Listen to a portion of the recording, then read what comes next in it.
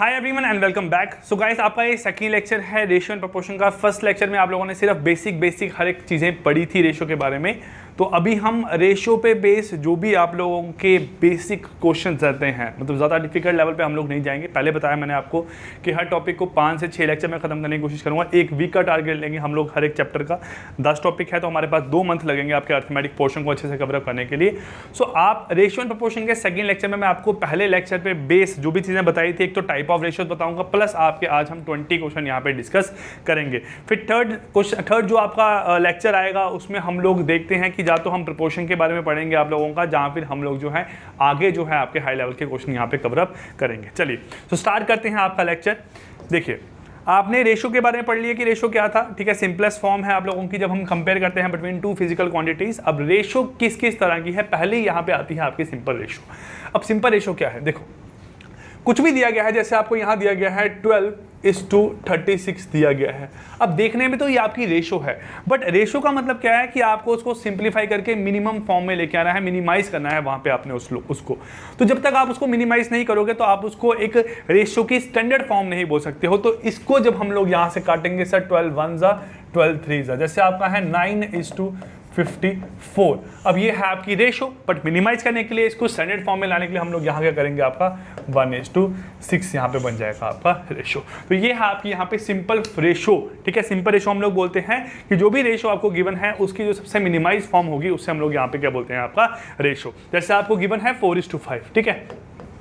4:5 है, 400:500 है, आपका 4,00,000:5 लाख है। ये सारी आपकी रेशो सेम बन के आएगी, बट जो इसकी ये वाली फॉर्म है इसे हम लोग बोलते हैं आपकी सिंपल फॉर्म, और रेशो हमेशा आपकी सिंपल फॉर्म में ही यहाँ पे रिप्रेजेंट होती है। चलिए नेक्स्ट हम लोग यहाँ बात करते हैं आपकी डुप्लीकेट रेशो। अब डुप्लीकेट रेशो से आपको नाम से पता लग रहा होगा कि रेशो की कुछ डुप्लीकेट हम लोग यहाँ बना के लाएंगे। बट डुप्लीकेट रेशो क्या होता है आपका, जब कोई रेशो गिवन है, सपोज आपको x:y की फॉर्म में गिवन है, जब इसकी आप लोगों ने डुप्लीकेट रेशो लिखनी है तो हम क्या करेंगे यहाँ पे कि x का भी स्क्वायर कर देंगे और आपका यहाँ पे y का भी हम लोग कर देंगे स्क्वायर। ये बन जाएगी आपकी यहाँ डुप्लीकेट रेशो। तो सपोज आपको एग्जांपल के तौर पे गिवन है 3:4, तो इसकी जो आपकी डुप्लीकेट रेशो है बन जाएगी 9:16। मतलब किसी भी रेशो का जब आप स्क्वायर करते हो, दोनों साइड को स्क्वायर करते हो, जो आपकी रेशो निकल के आती है उससे हम लोग यहाँ बोलते हैं आपकी डुप्लीकेट रेशो। नेक्स्ट हम लोग बात करते हैं यहाँ पे आपका सब डुप्लीकेट रेशो। सब डुप्लीकेट रेशो क्या है, सपोज कोई रेशो आपको गिवन है x:y, ठीक है, जो कि आपको जिस मर्जी फॉर्म में गिवन हो, चाहे सिंपल फॉर्म में, रेशो फॉर्म में गिवन है, जैसे भी गिवन है आपको यहाँ पे। अब x:y अगर आपको गिवन है, आप लोग x की पावर 1/2 मतलब स्क्वायर रूट ऑफ x करोगे और आप लोग y का स्क्वायर रूट करोगे, जो आपका आंसर निकल के आएगा वो यहाँ पे क्या होगी, इसकी रेशो होगी। एग्जाम्पल के तौर पर हम लोग यहाँ लेते हैं कि आपको यहाँ सपोज गिवन है 3:4, तो आपकी इसकी रेशो क्या निकल के आएगी, √3:4 ये निकल के आएगी यहाँ पे इसकी सब डुप्लीकेट रेशो, ठीक है। 2-3 तरह की रेशो हम लोगों ने पढ़ी। सिंपल रेशो क्या है, आपकी डुप्लीकेट रेशो क्या है, और आपकी यहाँ पे सब डुप्लीकेट रेशो क्या है। नेक्स्ट हम लोग यहाँ पढ़ते हैं आपकी ट्रिप्लीकेट रेशो। जैसे हम लोगों ने यहाँ पढ़ा आपकी डुप्लीकेट रेशो, वैसे ही आपकी यहाँ निकल के आती है ट्रिप्लीकेट रेशो। ट्रिप्लीकेट रेशो में क्या रहता है आपका, हम लोग यहाँ करते हैं आपका x का क्यूब y का क्यूब, ये मेरे पास क्या है आपका ट्रिप्लीकेट रेशो निकल के आता है। कोई भी आपको रेशो गिवन है, जैसे आपको यहाँ गिवन है 3:5 गिवन है, अगर बोलेगा what is the triplicate ratio of 3:5, 3:5 का जो आपका ट्रिप्लीकेट रेशो है वो यहाँ पे क्या है, तो हम लोग करेंगे यहाँ पे आपका 3 का क्यूब और यहाँ करेंगे हम लोग आपका 5 का क्यूब, जो कि बन के आएगा आपका 27:125, ये बन के आएगी आपकी यहाँ पे क्या, ट्रिप्लीकेट रेशो, ठीक है। ट्रिप्लीकेट रेशो आपकी यहाँ पे होगी। हम लोगों ने पढ़ लिया सिंपल रेशो क्या है, डुप्लीकेट रेशो क्या है, सब डुप्लीकेट रेशो क्या है, ट्रिप्लीकेट रेशो क्या है। अब सब डुप्लीकेट की तरह यहाँ पे आपका निकल के आता है सब ट्रिप्लीकेट रेशो, जो कि क्या रहती है, कोई भी रेशो आपको गिवन है, सपोज x:y आपको गिवन है, उसकी अगर आप निकालोगे यहाँ पे क्या, सब ट्रिप्लीकेट रेशो, वो निकल के आती है आपका यहाँ √x:3 y, ये हमारे पास क्या है यहाँ पे इसकी आपकी ट्रिप्लिकेट सब ट्रिप्लिकेट रेशो। कोई भी रेशो जिसका आप लोग स्क्वायर रूट करते हो तो बनती है आपकी क्या यहाँ पे डुप्लीकेट सब डुप्लीकेट रेशो, और क्यूब रूट करते हो अगर तो बनता है हमारे पास यहाँ क्या सब ट्रिप्लिकेट रेशो। ठीक है, ये बात आपको साथ साथ में यहाँ पे क्लियर हो रही है ना। नेक्स्ट देखते हैं हम लोग यहाँ पे क्या है आपका, नेक्स्ट हमारे पास यहाँ पे क्या है रेसिप्रोकल रेशो। अब रेसिप्रोकल रेशो देखो यहाँ पे क्या होती है, कोई भी रेशो आपको गिवन है, सपोज x:y गिवन है आपको यहाँ पे, अगर उसको आप लोग लिखोगे y:x की फॉर्म में, ये बन जाती है आपकी क्या मेरे पास ये आपकी रेसिप्रोकल रेशो बन जाती है। कोई भी आपको रेशो गिवन है, सपोज 4:7 गिवन है, अगर 4:7 को आप 7:4 लिखोगे तो बन जाएगी हमारे पास क्या ये आपकी हमारे पास रेसिप्रोकल रेशो बन जाएगी। इन्वर्स रेशो भी इसी तरीके से हम लोग लिखते हैं, बट समझाने का तरीका क्या है, बीच में एक स्टेप है x:y अगर आपको यहाँ गिवन है, उसका बोला गया है what is the inverse ratio of x:y।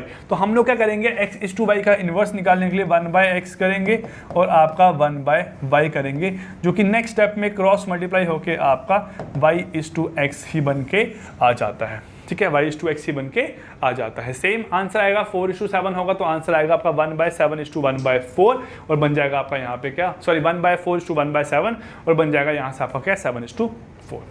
Next compound ratio. अब कंपाउंड रेशो जो है ये अलग तरह की रेशो है और बहुत इंपॉर्टेंट है, इसलिए इसको ध्यान से यहाँ पे सुनना। कंपाउंड रेशो क्या बोलता है, देखो कंपाउंड रेशो वो रेशो है जब हम रेशोज को आपस में कंबाइन कर देते हैं। जैसे आप लोग पढ़ते हो ना कि हम एंड को यूज करते हैं। ठीक है, कंपाउंड रेशो क्या है आपका, कंपाउंड रेशो में हम लोग रेशोज को कंबाइन करते हैं। कैसे कंबाइन करते हैं, देखो यहाँ से आपका सपोज आपको रेशो गिवन है आपकी x:y गिवन है, a:b गिवन है और u:w गिवन है। ये आपकी यहाँ पे कुछ रेशो गिवन है। अब जब आपको यहाँ पे क्या निकालना है, इसका हमें यहाँ बोला गया है कि आपको इस रेशोज का कंपाउंड रेशो निकालना है। तो हम देखो यहाँ पे क्या करते हैं, मैंने आपको शायद नहीं बताया था क्लास में कि जो रेशो की दो मेरे पास एलिमेंट जब यहाँ लाई करते हैं, एक सबसे पहला एलिमेंट रहता है जिसे हम बोलते हैं एंटीसीडेंट। ठीक है, जो आपका पहला एलिमेंट है, जैसे हम लोग यहाँ लिख रहे हैं आपका सपोज x:y, जो आपका ये है इसे बोलते हैं हम यहाँ पे क्या एंटीसीडेंट। ठीक है, और इसे यहाँ बोलते हैं हम लोग क्या आपका कॉन्सिक्वेंट। ठीक है, हम लोग क्या करेंगे, जो भी 2-3 रेशोज आप लोगों को गिवन होगी, हम लोग क्या करेंगे, उन सभी रेशोज को यहाँ पे आप लोगों का कंबाइन करेंगे। वो कंबाइन कैसे करेंगे, हम लोग यहाँ पे जैसे आपकी ये रेशो का फर्स्ट पार्ट है, ये फर्स्ट पार्ट है, ये फर्स्ट पार्ट है, हम लोग x × a × u करेंगे such that y × p × w। तो ये मेरे पास क्या बन जाएगी आप लोगों की यहाँ से 2 रेशोज़ का आप लोगों का क्या बन जाएगा, कंपाउंड रेशो बन के आ जाएगी। जब भी हम लोग कंपाउंड रेशो की बात करते हैं तो हम लोगों ने पहले एंटीसीडेंट लेने हैं अपने दोनों, जो 3 आपको रेशोज गिवन होंगी, 2, 3, 4 जितनी भी रेशो गिवन है, हम लोग सभी का पहले एंटीसीडेंट लेंगे, उनको आपस में मल्टीप्लाई करेंगे, फिर रेशियो करेंगे, जो आपका कॉन्सिक्वेंट होगा उनको यहाँ पे हम लोग रेशोज करके लिख देंगे। ठीक है, नेक्स्ट हमारे पास यहाँ है आपकी फ्रैक्शन रेशो। फ्रैक्शन रेशो वही है आपकी, जैसे आपको रेशो जो है in the form of fraction given है, x:y जो है वो आपको गिवन है 1/4:3/7 की फॉर्म में, ऐसे गिवन है। तो इस रेशो को हम लोग बोलते हैं फ्रैक्शन रेशो। और करते क्या है, हम लोग सॉल्व करने के लिए स्टैंडर्ड फॉर्म में लाने के लिए क्रॉस मल्टीप्लाई करेंगे 7, क्रॉस मल्टीप्लाई करेंगे 12, ये क्या आएगी यहाँ निकल के, इसकी आपकी स्टैंडर्ड फॉर्म निकल के आएगी। इससे हम लोग बोलते हैं यहाँ पे फ्रैक्शन रेशो। नेक्स्ट हमारे पास क्या है आपका यहाँ पे कंपोनेंडो रेशो। कंपोनेंडो रेशो देखो क्या रहता है आपका यहाँ पे, सपोज हमें यहाँ पे रेशो जो है वो आपकी गिवन है a:b। कैसी गिवन है आपकी यहाँ पे रेशो a:b। ठीक है, अब देखो हम करते क्या है, यहाँ कंपोनेंडो में आपका यहाँ पे a:b को हम लोग क्या लिखेंगे आपका सर a+b:b।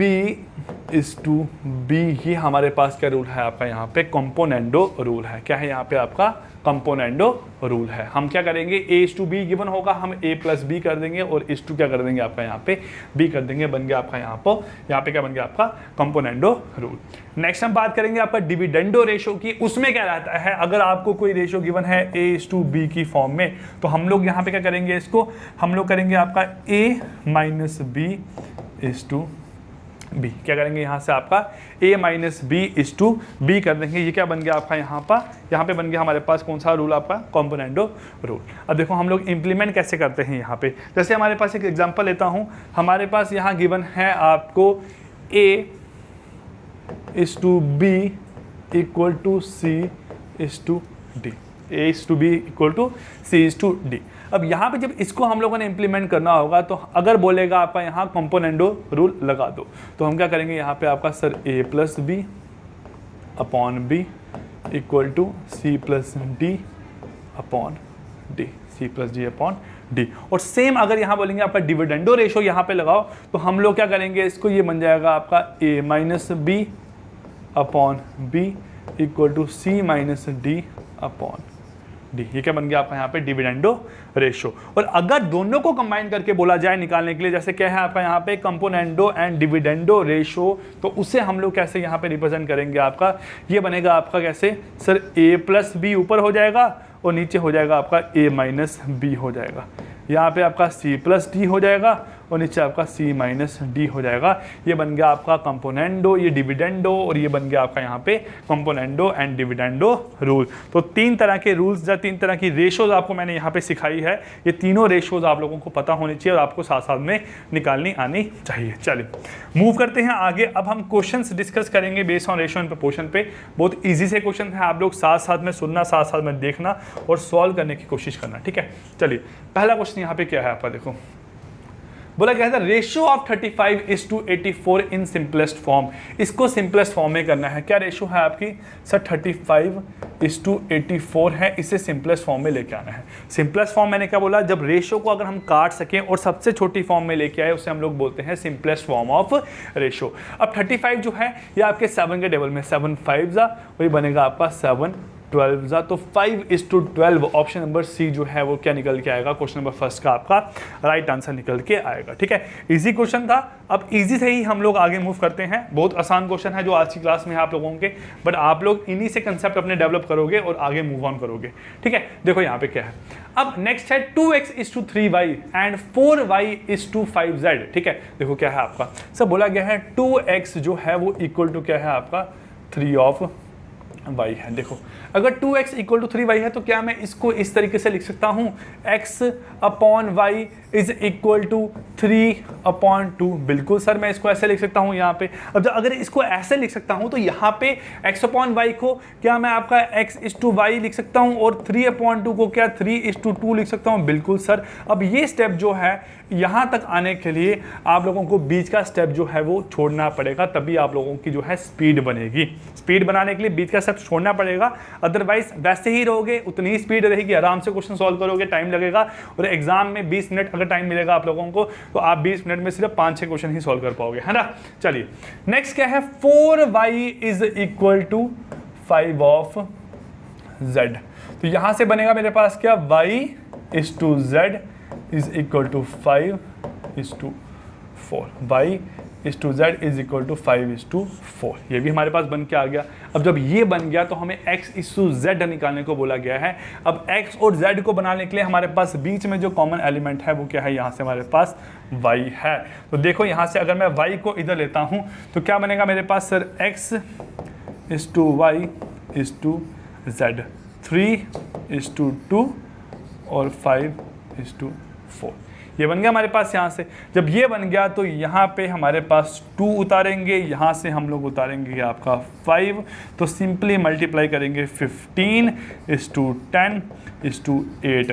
पूछा गया है what is the value of x:z। x:z की वैल्यू निकालनी है तो x मेरे पास 15 है और z मेरे पास 8 है, तो आंसर आप लोगों का बन जाएगा 15:8। ऑप्शन नंबर सी जो है वो हमारे पास क्या है, यहाँ से आपका राइट आंसर है। क्वेश्चन नंबर सेकंड का राइट आंसर क्या है, यहाँ से आपका option number C which is 15:8। Clear.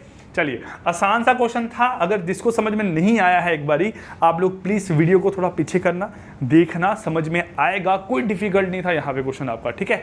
चलिए नेक्स्ट देखते हैं यहाँ से आपका क्वेश्चन नंबर 3। यही कंसेप्ट जब डेवलप होंगे आपके अंदर फिर जाके आगे जो है वो क्वेश्चंस को सॉल्व करने का आप लोगों को मजा आएगा।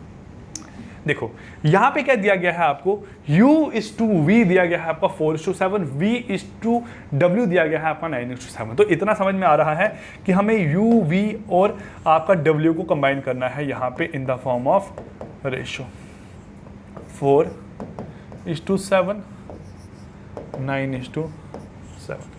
इतना हो गया यहाँ से आपका। चलिए अब यहाँ पे नेक्स्ट स्टेप हम लोग क्या करेंगे, इसको कंबाइन करने के लिए यहाँ पे 7 उतारेंगे और यहाँ पे क्या करेंगे हम लोग 9 को उतार देंगे। इतना हो गया यहाँ से आपका। चलिए क्या बन गया, ये मेरे पास बन गया 36, 63 और 49। अब यहाँ पे एक क्वेश्चन में कुछ चेंज आया है। अगर u जो है वो आपका 72 के बराबर है, अगर u जो है हमारे पास यहाँ पे 72 के बराबर है। अब रेशो होती क्या है, देखो अगर मैं बोलूँ 2 लोग हैं, एक है सपोज मैंने बोला कि मैं शुभम हूँ, ठीक है, और यहाँ पे एक है सपोज मैंने बोला कि तान्या है, ठीक है। मैंने यहाँ बोला कि यार मेरी सैलरी है 40,000, ठीक है, तान्या की सैलरी है आपकी 50,000।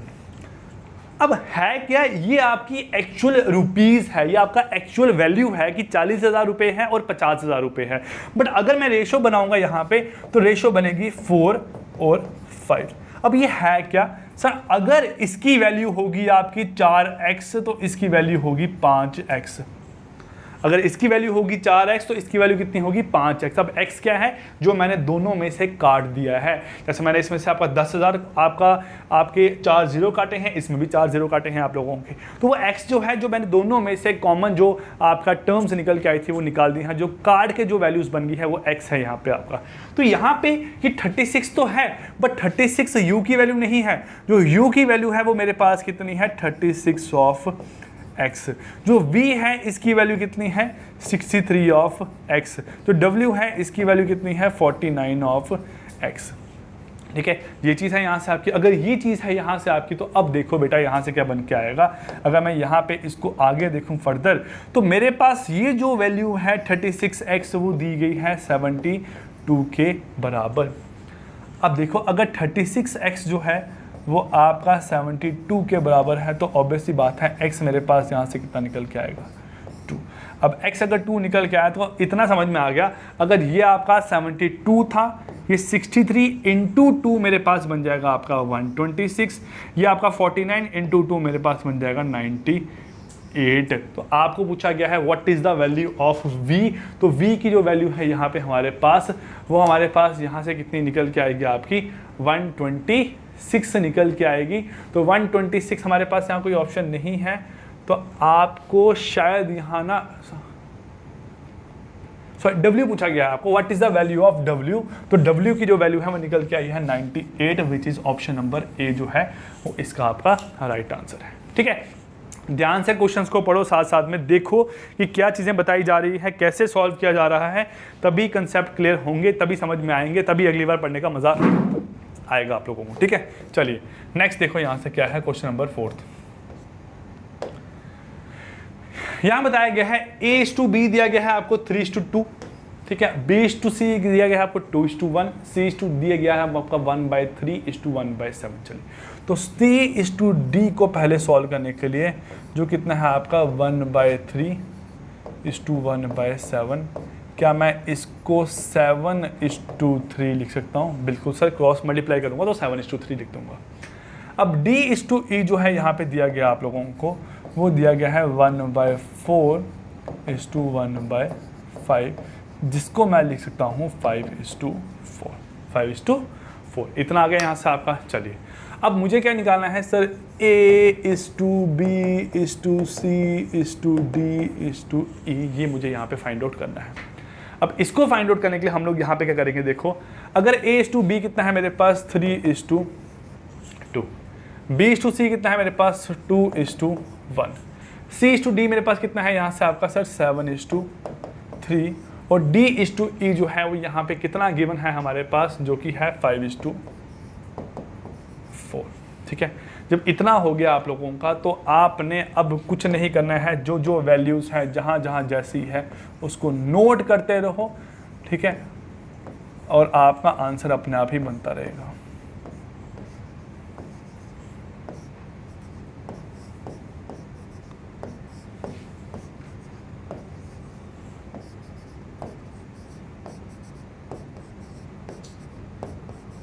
हो गया यहाँ पे। जब ऐसा उतार दिया हम लोगों ने, तो क्या कुछ कर सकता है यहाँ पे, हम लोगों को ये भी देखना है कि कोई वैल्यू ऐसी है जो यहाँ पे कर सकती है। तो हाँ बिल्कुल सर, कुछ तो हम लोग काट सकते हैं यहाँ पे। जैसे हम लोग 2 2 2 2 और 2 हमने यहाँ पे इसको काट दिया। ठीक है, इसको नहीं समझ आया, पहले लेक्चर में आप लोगों को बताया कि हम लोग काटते क्यों हैं, कैसे काटते हैं।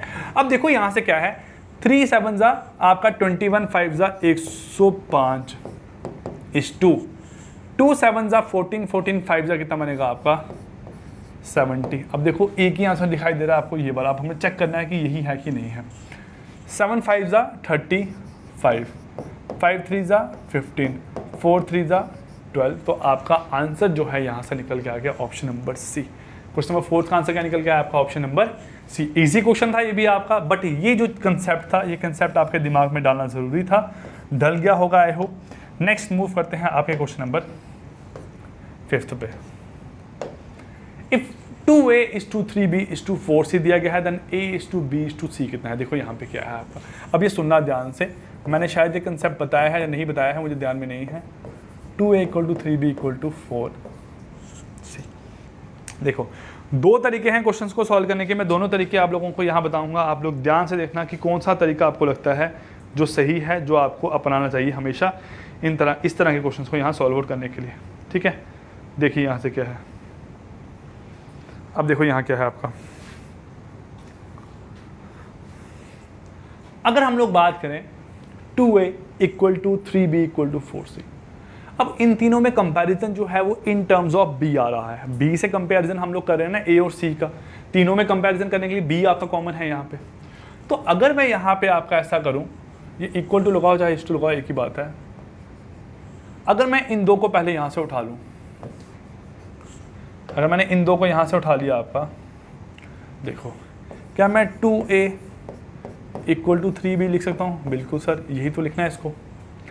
अब मैं क्या इसको यहाँ से a is to b is equal to 3 is to 2 लिख सकता हूँ? बिल्कुल सर, ये लिख सकता हूँ इसको यहाँ पे, है ना। और अगर मैं यहाँ से इन 2 को उठाऊँ तो क्या मैं 3b = 4c लिख सकता हूँ? बिल्कुल सर। और क्या b is to c जो है उसको मैं 4 is to 3 लिख सकता हूँ? बिल्कुल सर लिख सकता हूँ। अब ऐसा लिखने के बाद क्या होगा, जब मैं कंपैरिजन करूँगा a is to b is to c का, तो 3 is to 2 और 4 is to 3 क्या आएगा, 2 आएगा। ये क्या आएगा यहाँ से आपका 4 आएगा। ये कितना बनेगा आपका 12 is to 8 is to 6। काटूंगा अगर यहाँ से तो बनेगा 6, क्या बनेगा यहाँ से आपका 6 is to 4 is to 3। ये आप लोगों का यहाँ पे आंसर निकल के आ गया 6 is to 4 is to 3। एक तरीका तो आपका ये रहा जो कि आप लोगों को आता भी है और आप लोगों को आसान भी लगेगा। दूसरा तरीका अगर मैं यहाँ बात करूँ आप लोगों की, तो दूसरा तरीका जो मुझे लगता है कि ईजी है और आप एक बार अगर समझोगे तो आपके दिमाग में आराम से बैठ जाएगा। देखो जो आपकी 3 नंबर दिए गए हैं यहाँ पे, जो कि क्या है यहाँ पे हमारे पास, सर एक नंबर है 2, एक नंबर है 3 और एक नंबर क्या है आपका 4। जो 3 नंबर यहाँ पे हमें दिए गए हैं, इन 3 नंबर की अगर हम लोग एलसीएम की बात करते हैं, 2, 3 और 4 का अगर हम लोग यहाँ एलसीएम निकालते हैं, तो 2, 3 और 4 का जो आप लोगों का एलसीएम निकल के आएगा, वो एलसीएम हमारे पास क्या निकलता है यहाँ से आप लोगों का 12। वो एलसीएम यहाँ से क्या निकलता है हमारे पास 12 निकल के आता है। 2, 3, 4 का हमारे पास एलसीएम यहाँ पे कितना निकल के आया है आप लोगों का 12 निकल के आया। अगर ये 12 निकल के आया है आप लोगों का एलसीएम, तो आपने क्या करना है, अब यहाँ पे आपने 12 को इन तीनों नंबर्स के साथ डिवाइड करना है। ठीक है,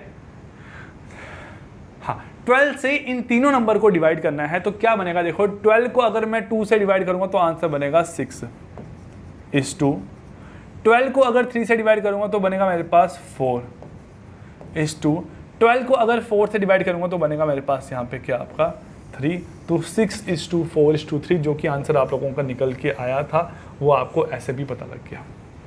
ठीक है, तो आंसर मेरे पास क्या निकल के आया है यहाँ से आपका 6 is to 4 is to 3। I hope ये चीज़ें आप लोगों को साथ साथ में समझ में आ रही है ना। ये आसान तरीका था आप लोगों का सॉल्व करने का, मैंने आपको समझा दिया है। अब आगे देखते हैं, कोई क्वेश्चन अगर ऐसा आएगा तो आप लोगों को करने में आसानी लगेगी यहाँ पे। ठीक है, अब ये भी सेम आपका ऐसा ही क्वेश्चन रहता है। देखो a/3 = b/4 is equal to c/5।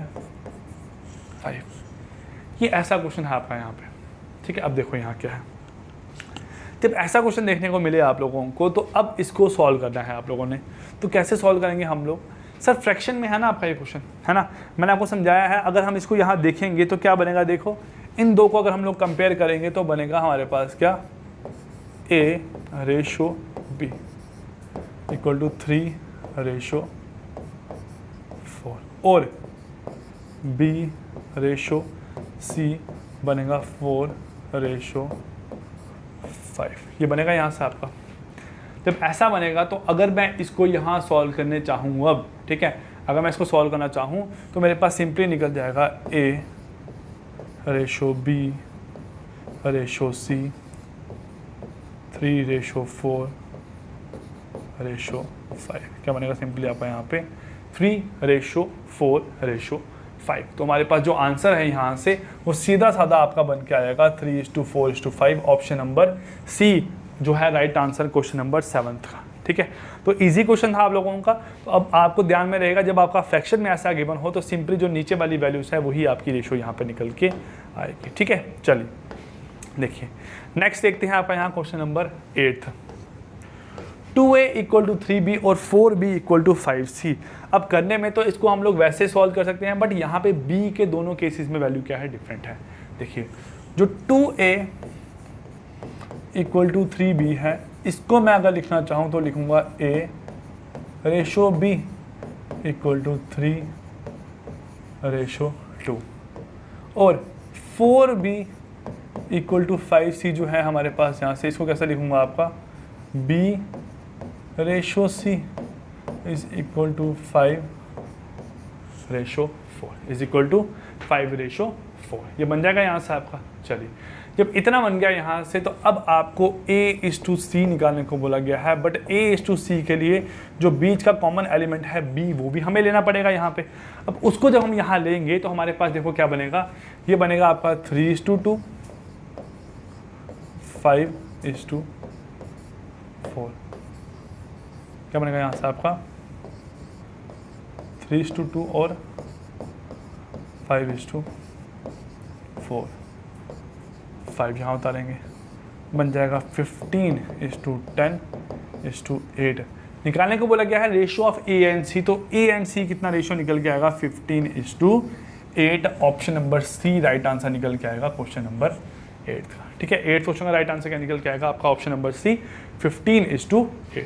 चलिए नेक्स्ट देखिए यहाँ से क्या है हमारे पास, A:B, B:C, C:D दिया गया है। सिंपल सा क्वेश्चन है, आप सॉल्व करना है। देखो A:B, C, D 2:3, 4:5, 6:7। ये हमें यहाँ दिया गया है। देखिए 3 से करेंगे तो यहाँ 3 आएगा, यहाँ पे भी क्या आएगा आपका 3, 5 आएगा, 6 आएगा, 6, 4 हो गया यहाँ पे आपका इतना। चलिए जब इतना हो गया तो अब सिंपली हमें यहाँ पे इसको सॉल्व करना है। कुछ कर सकता है, 3 कर सकता है। देखिए यहाँ से कैसे कटेगा, 3 आपका 3 2 जा, 3 1 जा, 3 1 जा, 3 1 जा, 4 16 is to 24 is to 30 is to 35। ये हमारे पास यहाँ से निकल के आएगा 16 is to 24 is to 30 is to 35। Option number B जो है वो राइट आंसर है क्वेश्चन नंबर 9 का। ठीक है, चलिए 10th क्वेश्चन अब यहाँ से देखते हैं हम लोग। 3 numbers are in the ratio 1/2, 2/3, 3/4। The difference between the greatest and the smallest is 36। Find the number। चलिए देखो 3 रेशो है आपकी यहाँ। चलिए एक रेशो सपोज x है, इस टू y है, इस टू क्या है z, ये हमने आपका लेट कर लिया 1/2, 2/3 और 3/4। अब ये रेशो जो गिवन है यहाँ पे ये आपकी फ्रैक्शन रेशो है।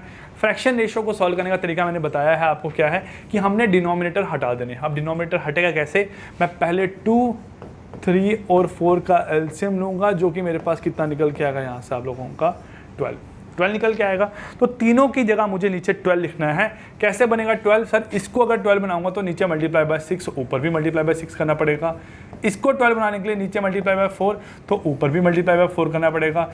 इसको 12 बनाने के लिए नीचे मल्टीप्लाई बाय 3, तो ऊपर भी मल्टीप्लाई बाय 3 करना पड़ेगा। तो रेशो जो है वो आपकी सॉल्व होके आ गई 6:8:9। ठीक है, ये तरीका आपको समझाया है पहली क्लास में, ध्यान से वहां देख लो एक बार, फिर से समझ में आ जाएगा। The difference between the greatest and smallest is 36। Greatest कौन सा है? ये। स्मॉलेस्ट कौन सा है? ये। इन दोनों के बीच का जो डिफरेंस है वो कितना है? यहाँ पे आप लोगों का सब डिफरेंस है 3 पार्ट्स का। कितना डिफरेंस है? 3 पार्ट्स का, और वो किसके बराबर है? 36 के। तो ऑब्वियसली बात है बेटा, एक पार्ट जो आएगा वो आपका इक्वल टू 12 निकल के आएगा। अब एक पार्ट जब आपका 12 निकल के आएगा तो फाइंड द नंबर्स बोला गया है। अगर एक पार्ट 12 निकल के आया है तो हमारे पास जो यहाँ पे सारे पार्ट हैं, ये 6 पार्ट कितने बन जाएंगे? 36। 8 पार्ट कितने बन जाएंगे? 48। 9 पार्ट कितने बन जाएंगे आप लोगों के? 54। तो आपका यहाँ पे जो आंसर है, सॉरी,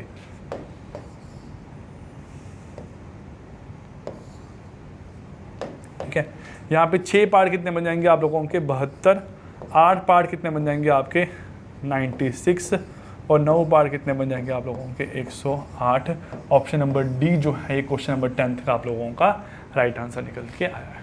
ठीक है, चलिए नेक्स्ट क्वेश्चन नंबर 11 यहाँ देखते हैं क्या है अब आपका। The ratio of number of girls and boys participating in school in sports of school is 4:5. The number of girls is 212. Determine the number of boys. चलिए देखो, गर्ल और बॉय, पहले गर्ल दिया गया ना, गर्ल और बॉय की ratio है जो कितनी है आपकी? 4:5। और बताया गया है जो नंबर ऑफ गर्ल्स है वो 212 है। 212 क्या है आपकी? यहाँ नंबर ऑफ गर्ल्स है। चलिए, अगर 212 नंबर ऑफ गर्ल्स हैं तो ऑब्वियसली बात है जो यहाँ पे दिया गया है वो क्या है? आपके जो 4 पार्ट है बेटा वो किसके बराबर है? आपके 212 के। अगर 4 पार्ट 212 के बराबर है तो एक पार्ट यहाँ से कितना निकल जाएगा आपका? 212 divide by 4 which is equal to 53। अगर एक पार्ट 53 निकल के आया तो determine the number of boys. Boys के लिए मुझे 5 पार्ट निकालने पड़ेंगे। 5 × 53 250 और 265 265 आप लोगों का राइट आंसर निकल के आएगा ऑप्शन नंबर बी। ठीक है, बॉयज़ और गर्ल्स की रेशो थी, गर्ल आपको यहाँ बताई गई थी कितनी है, तो उसके थ्रू आपको यहाँ पे बॉयज़ निकालने थे। और टोटल बच्चे पूछे जाएंगे कितने हैं यहाँ पे? Find determine the number of student participating in the sport. तो आपको 212 और 265 को यहाँ पे ऐड करना है, जो बन जाएगा आपका यहाँ पे 477 477 आप लोगों का आंसर बन जाएगा। ठीक है, चलिए क्वेश्चन नंबर 12 यहाँ देखते हैं। पूरा 8400 is divided among A B C D in such a way that A is to B, B is to C और सी इज टू डी दिया गया है आपको यहाँ पे। अब देखो, अगर A is to B is to B is to C और सी इज टू डी दिया गया है तो A is to B is to C is to D अगर यहाँ निकालना है बनेगा 2:3, 4:5, 6:7, ये बन जाएगा यहाँ से आपका। चलिए ये उतारो, यहाँ पे 3 उतारेंगे, यहाँ पे क्या उतारेंगे? 3, यहाँ पे क्या उतारेंगे? 5, यहाँ पे क्या उतारेंगे? 4, यहाँ पे 6 उतारेंगे, यहाँ पे क्या उतारेंगे? आपका 6 उतार दिया। कुछ कट सकता है यहाँ पे? सर काट के देखते हैं, क्या पता कुछ यहाँ कट ही जाए। देखिए 2 3 3 2 ज़ा 1 ज़ा 1 ज़ा 1 ज़ा बनेगा 16:24:30:35। ये आप लोगों की रेशो निकल के आ गई ABCD की। अब बोला गया है जो 8400 रुपीज़ है वो इन चारों में इसी रेशो में यहाँ बांटनी है, और पूछा गया है what is the share of A. तो आपको ध्यान रखना है जब भी किसी एक पर्सन का शेयर निकालना हो, जैसे यहाँ निकालना है शेयर ऑफ ए निकालना है, वो क्या बनेगा? सर टोटल अमाउंट जो भी है, फॉर्मूला आप लोग लिख सकते हो, total amount upon total parts. Total amount 8400 है, टोटल पार्ट कितने हैं? 16 और बन जाएगा आपका 40 50 60 70 100 105। Total amount upon total parts into required part into जो आपका शेयर ऑफ ए है वो कितना है? 16 हिस्से, तो यहाँ पे इनटू 16 हमें यहाँ करना पड़ेगा। किया, सॉल्व करो। अब यहाँ पे हो सकता है आपका आंसर यहाँ पे सही निकल के आए, कट के आप लोगों का आंसर सही निकल के आए। एग्जैक्ट आंसर आप लोगों का आना चाहिए यहाँ पे ना, पॉइंट में आंसर नहीं है। चलिए 15, चलिए 3 के टेबल से पहले काटते हैं हम लोग यहाँ पे। 30, 5 ज़ा 3, 2 ज़ा 6, 2800 बन गया यहाँ पे आपका, ठीक है। 50, 35, 35 1 ज़ा, जहाँ 7 के टेबल से काट दो। 7 5 ज़ा 35, 7 4 ज़ा 28, आगे 2 0 लग जाएंगे। 5 1 ज़ा 5, 80 ज़ा, तो आपका 80 इंटू 16, 8 10 80, 400 1200, 1280, तो 1280 1280 जो है वो आप लोगों का आंसर निकल के आएगा ऑप्शन नंबर ए। फॉर्मूला याद रखना है, total part upon total amount upon total parts into जिसके रिक्वायर्ड पार्ट्स हो। अगर बोलता find the share of A and B, तो आपको ए और बी के यहाँ 16 + 24 30 करने थे यहाँ पे ना, तो जिसके पार्ट पूछेंगे उसके साथ मल्टीप्लाई और टोटल अमाउंट को टोटल पार्ट से यहाँ पे डिवाइड कर देना है, तभी आप लोगों का आंसर सही निकल के आएगा। चलिए आसान क्वेश्चन है आपका, ये कुछ नहीं है यहाँ करने वाला। x/y दिया गया है और 7x + 3y 7x - 3y निकालना है। चलिए x/y जब आपको दिया गया है यहाँ पे कितना 3/4, इसका मतलब है x की वैल्यू 3 है और y की वैल्यू कितनी है 4। 7x + 3y जहाँ इस2 यहाँ पे क्या है आपका इस2 7x - 3y प्लस करोगे तो क्या बनेगा 7 × 3 + 3 × 4, सच दैट 7 × 3 - 3 × 4, ये बन गया यहाँ से आपका 21 + 12 33 इस2 21 - 12 9, काटोगे तो 11 ज़ा और 3 ज़ा 11/3, जो कि आपका ऑप्शन नंबर सी यहाँ पे राइट आंसर निकल के आया क्वेश्चन नंबर 13 का। ठीक है, आसान सा क्वेश्चन था, इस क्वेश्चन में कुछ नहीं था एक्स्ट्रा करने वाला आप लोगों का, बट एक्स और वाई की जगह आपने एक्स और वाई की वैल्यू काट डालनी थी और लास्ट में आप लोगों को यहाँ पे इस क्वेश्चन को काटना था। ठीक है, चलिए क्वेश्चन नंबर 13 हुआ। क्वेश्चन नंबर 14 हम लोग यहाँ देखते हैं क्या है। The product of 2 positive number is 4752। 2 number का प्रोडक्ट आपका 4752 है। अगर एक नंबर आपका x है और दूसरा नंबर आप लोगों का y है, 4752 है यहाँ पे आपका। Their ratio is 11:12। इनकी रेशियो जो 2 नंबर दिए गए हैं इनकी रेशियो है 11:12। चलिए तो x/y जो है वो आपको दिया गया है 11:12। मतलब अगर ये 11 पार्ट होगा तो ये कितना होगा आपके 12 पार्ट होंगे। The smallest of these number, इन दोनों का स्मॉलेस्ट नंबर आप लोगों को निकालना है। पहले मैं यहाँ अगर देखूंगा दोनों का प्रोडक्ट आपका 11 पार्ट इंटू 12 पार्ट 4752 है। यहाँ से निकल जाएगा पार्ट का स्क्वायर, 2p मल्टीप्लाई हो गया आपके यहाँ पे 452 अपॉन 11 इंटू 12। पहले 3 के टेबल से काटो, 3 4 ज़ा, ये बनेगा आपका सीधा इसको पहले आप 11 से काट लो ना। 11 1 ज़ा, 11 3 ज़ा 33, सॉरी 11 4 ज़ा 44,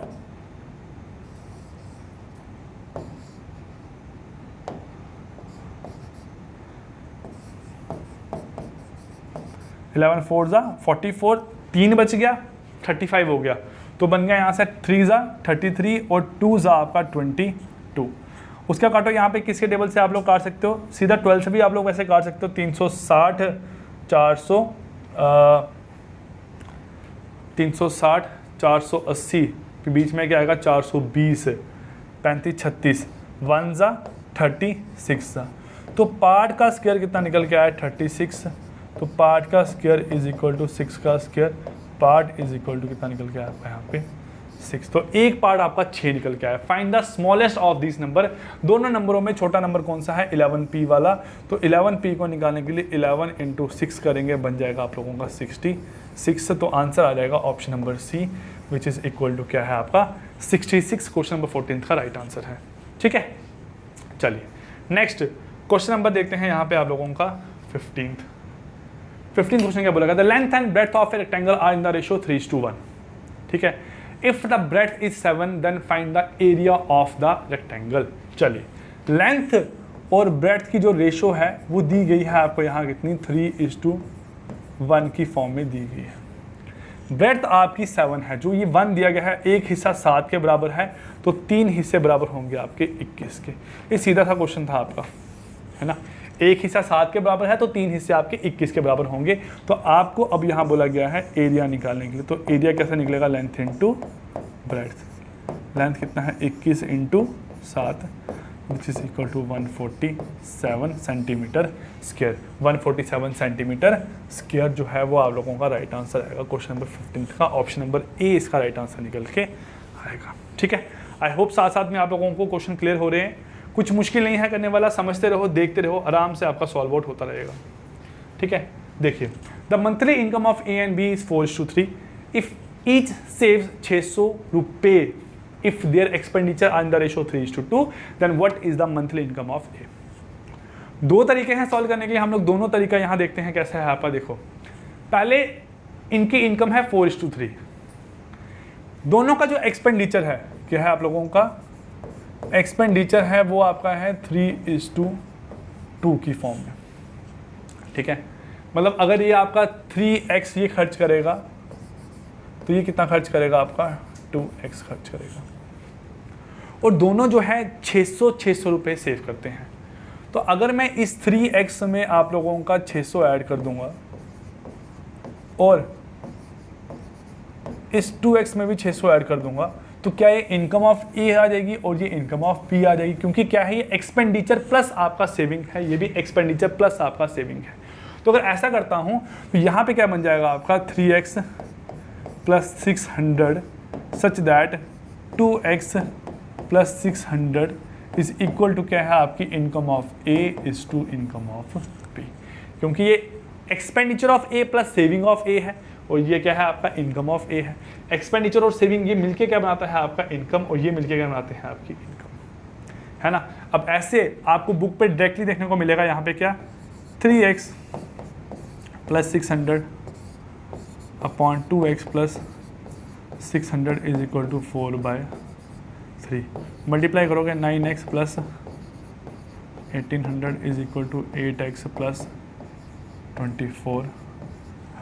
ये बन गया यहाँ से आपका 8x यहाँ जाएगा तो बन जाएगा आप लोगों का x, और ये यहाँ जाएगा तो बन जाएगा आप लोगों का कितना, 600। तो x मेरे पास 600 अगर बन गया तो अब पूछा गया है मंथली इनकम ऑफ ए निकालने के लिए। भाई मंथली इनकम ऑफ ए क्या है, ये है मंथली इनकम ऑफ ए। तो मंथली इनकम ऑफ ए यहाँ से क्या निकल जाएगी, 3x, x कितना है 600 plus 600 which is equal to कितना आ जाएगा, निकल के आपका 2400। ऑप्शन नंबर सी जो है वो राइट आंसर है आपका क्वेश्चन नंबर 16 का। ठीक है, शॉर्टकट पे भी हम लोग आगे करेंगे क्वेश्चन आप लोगों के, कैसे करते हैं शॉर्टकट। तो अगर इसकी इनकम है 4:3, इसको 40 ले लो, इसको 30 ले लो, और इसकी आपकी एक्सपेंडिचर है 3:2 30, और इसको यहाँ पे 20 कर दो। तो उसमें क्या पता लगता है हमारे पास जो आप लोगों का यहाँ पे जो आपकी सेविंग है, ठीक है, वो आपकी 10 पार्ट की है, 10 पार्ट आपका इक्वल टू 600 है, तो वहाँ से भी आप लोगों का आंसर निकल जाता है। बट हम लोग अभी ये तरीका देखेंगे, उसको हम लोग जो है आगे जब थोड़े डिफिकल्ट क्वेश्चन आएंगे वहाँ पे हम लोग इसको सॉल्व करने की कोशिश करेंगे। ठीक है, क्वेश्चन नंबर 16 हुआ। क्वेश्चन नंबर 17 यहाँ देखते हैं क्या है। Sanjay test marks in 2 subject English and Hindi are in the ratio 7:11। देखो, एक इंग्लिश है और एक क्या है यहाँ से आप लोगों का हिंदी है, जो रेशियो कितनी है आपकी 7:11 की रेशियो है। If he got 20 marks more in Hindi then English. देखो, यहाँ से तो मुझे पता लग रहा है इसने अगर 7 पार्ट लिए हैं, इसने 11 पार्ट लिए हैं, तो इसने 4 पार्ट जो है वो क्या लिए हैं, एक्स्ट्रा लिए हैं हिंदी में। अब वो जो 4 पार्ट हैं वो इक्वल टू किसके दिए गए हैं, 20 मार्क्स के। वो जो 4 पार्ट इसने एक्स्ट्रा लिए हैं वो 20 मार्क्स के बराबर है, तो एक पार्ट जो है यहाँ पे किसके बराबर निकल के आएगा आपका 5 मार्क्स के।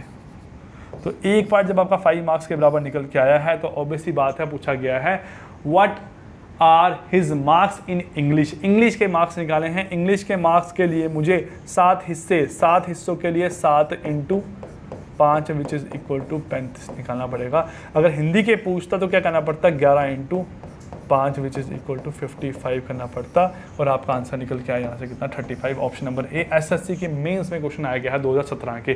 तो देखो कैसा क्वेश्चन है, कोई मुश्किल क्वेश्चन नहीं है, इजी क्वेश्चन है, बहुत ही आसान क्वेश्चन है आप लोगों का, 6 साल पहले पूछा गया है। आगे आगे जब आप क्वेश्चन करोगे तो आपको वो क्वेश्चन देखने को मिलेंगे जो कि रिसेंटली पूछे गए हैं आपके एग्जाम में 2021-22-23 में, है ना। क्वेश्चन नंबर 18 देखो यहाँ पे क्या है। Rizwan has a box in which he kept red and blue marbles. The red marbles are and blue marbles are in the ratio 5:4. If he lost 5 red marbles, देखो the ratio become 10:9.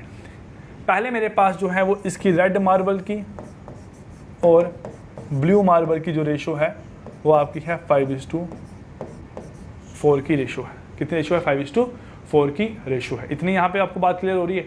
अब यहाँ बोला गया है कि अगर ये आपके रेड मार्बल लॉस करता है, चलिए सपोज ये आपके 5x है और ये 4x है, अगर ये 5x में से 5 मार्बल लॉस कर देता है, ठीक है, और रेड मार्बल आपके उतने ही रहते हैं, ठीक है, if he loss 5 red marbles the ratio become 10:9। 5 red marble इसने लॉस कर दिए बट इसके ब्लू मार्बल उतने ही रहे, तो रेशियो मेरे पास कितनी बन गई? 10:9 बन के आ गई। सॉल्व करोगे तो क्या बनेगा? क्रॉस मल्टीप्लाई होगा, बनेगा 45x minus 45 is equal to 40x। Solve होगा तो बनेगा 5x इज इक्वल टू 45, तो x इज इक्वल टू कितना बनेगा आप लोगों का यहाँ से 9। अगर x 9 आया तो पूछा गया how many marbles does he have now. अभी के लिए उसके बाद कितने मार्बल है, तो अभी के लिए उसके बाद 10 अगर मार्बल की बात करूँगा तो अभी के लिए उसके बाद जो मार्बल है, अगर x आपका 9 निकल के आया तो आप सीधा 9 को यहाँ पे पुट करोगे तो क्या बनेगा आपका 5 × 9 45, 4 × 9 36, ऐड करोगे तो मेरे पास कितना बन गया ये आपका बन जाएगा यहाँ पे 81, बट इसमें से 5 मार्बल उसके लॉस हो गए हैं तो आपका आंसर निकल के आएगा यहाँ पे 76, जो कि ऑप्शन नंबर सी यहाँ पे राइट आंसर है। ठीक है, ये तरीका हुआ। एक शॉर्टकट तरीका क्या है यहाँ देखो आपका कि सर अगर मेरे पास रेड मार्बल और ब्लू मार्बल की जो रेशो है वो आपकी है 5:4, अब उसकी रेशो होगी है 10:9। 10:9 रेशो कब हुई है? जब रेड मार्बल में चेंज आया है। 10:9 रेशो तब होगी है जब इसमें चेंज आया है। ये तो आप लोगों की दोनों जगह पे सेम होने चाहिए थे, बट सर यहाँ पे डिफरेंट कैसे होगी? अब इस डिफरेंस को सेम करने के लिए हमने क्या किया, हम लोगों ने 9 से ऊपर मल्टीप्लाई कर दिया, हम लोगों ने 9 से ऊपर मल्टीप्लाई कर दिया और नीचे हम लोगों ने मल्टीप्लाई कर दिया 4 से। ठीक है, हमने क्या करना है भाई, रेड मार्बल कम हुए हैं, ब्लू मार्बल तो उतने ही है ना क्वांटिटी में आपके, ब्लू मार्बल में तो कोई चेंज नहीं आया है। तो हम लोग यहाँ पे क्या करेंगे, हम लोगों ने ऊपर मल्टीप्लाई कर दिया 9 से, तो 9 से मल्टीप्लाई करने के बाद आपका रेड इज टू ब्लू जो है वो कितना बन गया 45:36। और नीचे मेरे पास क्या बन गया, नीचे बन गया मेरे पास 4 से मल्टीप्लाई करके 40:36। भाई ब्लू मार्बल सेम होने चाहिए थे क्योंकि ब्लू मार्बल तो आप लोगों के गुम नहीं हुए हैं। अब यहाँ पे जो आपको दिख रहा है ये 5 मार्बल कम हुए हैं तो आपके 40 बन गए। तो पूछा है अभी प्रेजेंट में कितने हैं, तो 40 + 36 विच इज़ इक्वल टू 76। तो ये भी तरीका है आप लोगों का इस क्वेश्चन को निकालने का। ठीक है, चलिए नेक्स्ट क्वेश्चन नंबर 19 हम लोग यहाँ देखते हैं क्या है आपका। The ratio of number of boys to number of girls, number of boys, ratio of number of boy to number of girl 5:4, और टोटल कितने हैं मेरे पास 432 बच्चे हैं। भाई 432 बच्चों को 5 और 4 मतलब 9 हिस्सों में बांटा गया है, जो कि कितना निकल के आएगा आपका 4×36, 4×36 और 7 मतलब 8×72। इस पार्ट में तोड़ा गया है। तो अगर मैं 5 × 48 करता हूँ ये बन जाएगा 240, 4 × 48 करता हूँ तो बन जाएगा 192, 192। ये हो गया यहाँ से आपका। जब इतना हो गया, अब पूछा गया है when some new boys and girls are admitted the number of boys increase by 12, the ratio of boys to girl changes to 7:6। When some new boys and girls are admitted. अब मैंने यहाँ पे कुछ नए बच्चे और नई लड़कियाँ यहाँ पे ऐड किया, तो उससे क्या हुआ, the number of boys increase by 12, number of boys आपके 12 इंक्रीज हुए, the ratio of the boy to girl changes to 7:6। देखो बोला गया है भाई, इसमें तो मैंने क्या किया, बच्चे लड़का और लड़की दोनों ऐड किए, बट लड़के मेरे पास कितने ऐड हुए, यहाँ से आप लोगों के लड़के ऐड हुए हैं 12, लड़कियाँ कितनी ऐड हुई मुझे नहीं पता, लड़के कितनी ऐड हुई मुझे नहीं पता, बट उससे क्या हुआ, ratio of boy to girl बन गया 7:6। करो सॉल्व अब यहाँ पे, 240 plus 12 252, 192 plus 6 is equal to 7/6। 7 से काट सकता हूँ 21 42, बिल्कुल काट सकता हूँ, 7 1 जा 7, 30 6 जा 42, कितना बन जाएगा यहाँ पे मेरे पास 36 इंटू 6 जा 36, 180 और 36 बन गया आपका 216 is equal to 192 plus x। तो x मेरे पास यहाँ से जो है वो कितना निकल जाएगा आपका, ये बन जाएगा 8 और 16 बन जाएंगे आप लोगों के यहाँ पे 24। तो पूछा गया है find the number of new girls admitted, नई गर्ल लड़कियाँ कितनी ऐड हुई यहाँ पे आप लोगों की, option number C which is equal to 24 जो है वो क्वेश्चन नंबर 19 का आपका राइट आंसर निकल के आया है। क्लियर, ध्यान से देखना एक बार क्वेश्चन को, फिर से आप लोगों को समझ में आया है, नहीं आया है तो रिपीट करो क्वेश्चन को, एक बार फिर से पढ़ो तो आराम से दिमाग में बैठते रहेगा। Question number 20, if the three numbers are in the ratio 3:2:5 be such that sum of squares is equal to 1862। चलिए 3 नंबर जो है 3:2:5 की रेशियो में है, एक नंबर है 3:2:5 की रेशियो में है, सम ऑफ देयर स्क्वायर्स, इसके स्क्वायर का सम, सर ये 3x होगा आपका, 3x का स्क्वायर, ये आपका 2x होगा, 2x का स्क्वायर, ये आपका 5x होगा, 5x का स्क्वायर जो है वो आपका इक्वल टू है 1862 के बराबर है।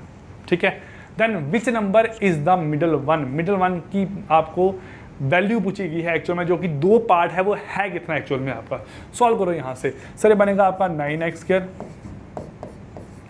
4x square 25 is equal to 1862। ठीक है, 9 और 4 13, 13 और 25 बन जाएंगे आपके 38।